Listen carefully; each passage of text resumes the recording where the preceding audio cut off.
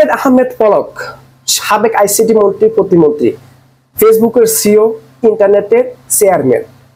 জুনায়েদ পলককে দেশ থেকে পালিয়ে যাওয়ার সময় তাকে আটক করা হয়েছে, তাকে গ্রেফতার করেছেন। দর্শক শ্রোতা, এমন নিউজ সামাজিক যোগাযোগ মাধ্যমে ভাইরাল হয়েছে।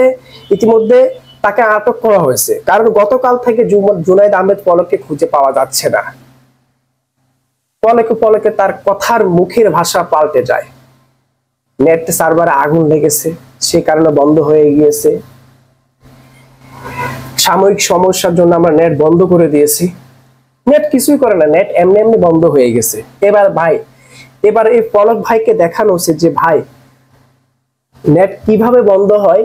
এবার আপনারা তাকে একটু জিজ্ঞেস করবেন। আমার মনে হয় না যে নেট এবার তার কোন জায়গায় দিয়ে তার নেট দিবে, আমি সেটাই ভাবতে অবাক লাগতেছে।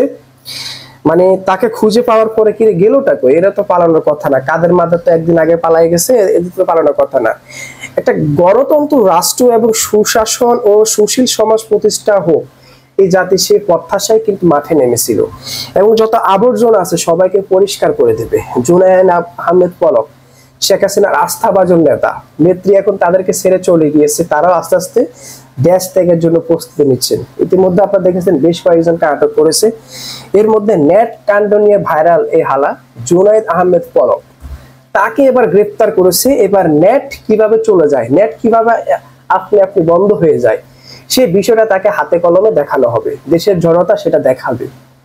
কাউকে সাথ দেওয়া হবে না। যারা এতদিন পর্যন্ত আইনকে অমান্য করে, প্রশাসনের সাহায্য নিয়ে, নিজেদের ক্ষমতার অপব্যবহার করে মানুষের উপর অত্যাচার নিপীড়ন করেছে, প্রত্যেকটা পদে পদে, প্রত্যেকটা জায়গায়, প্রত্যেকটা কর্মে মানুষ অপদস্থ, অপমান, অত্যাচার, নিপীড়ন সহ করেছে। আর নয়, এবার দেশকে পুনর্গঠন করা হবে।